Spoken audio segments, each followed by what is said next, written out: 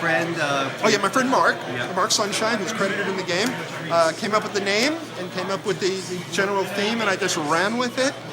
And I was mentioning how the game certainly was a very original game, and it's considered to have a lot of technical features that were groundbreaking at the time.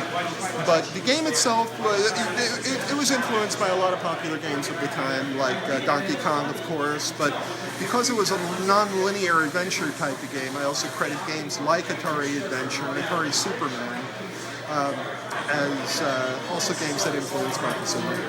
And did you realize it was going to be successful as you're designing it, or was it a surprise to you? Well, this is a surprise that 35 years later someone wants to interview me and talk to me about this game. That was a surprise. While I was doing it, I knew I was doing something pretty cool. I knew it was very, very good. But I didn't realize that we were, at the time, taking part in history, in video game history of the time. So it's very flattering. It's very surprising that this. You guys, as game designers, stay together, talk to each other, even back then till now. Do you know Richard Garriott and all these guys from back then? I've met pretty much everyone. But it isn't like we sit around and chat on the phone. At least if there is that community, they didn't include me. I've met a lot of the top developers, just at different conferences and things, and I found a lot of really nice people, especially among the developers. But I've kind of been out of, my attention is not 24 hours games anymore. And to be in the business properly, you do need to be a 24-hour-a-day games person.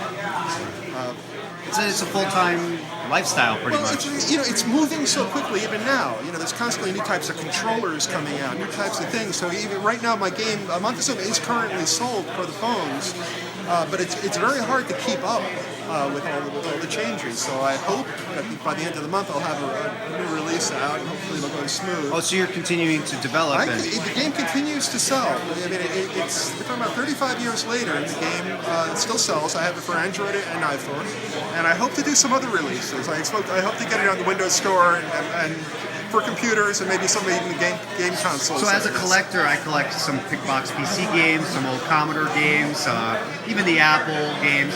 Would you be releasing a boxed version of this game again? Maybe a retrospective or a re-release, or?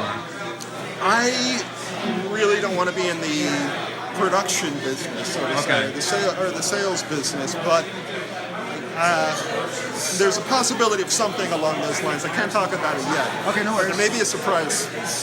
If people are interested in the game, I would urge them to come join my Facebook, Montezuma's Revenge Game. Facebook/Montezuma's Revenge Game is the Facebook page. And I'm still finding things. I'm finding old art. I'm finding, just... And you're posting these things? As I find them, I post them, yeah. That's amazing. So where else can we find you? Well, Facebook is my main thing. Okay. And I even write notes. I'm journaling the development of Montezuma on the Facebook page. So amazing. It's interesting for the fans. I'm happy to become friends with my personal page too on Facebook. Retro people in the community. So. Rob Jaeger, thank you so much for your time. Enjoy the rest of the festival, and we look forward to seeing the game again being popular and being out there. All right, thank you.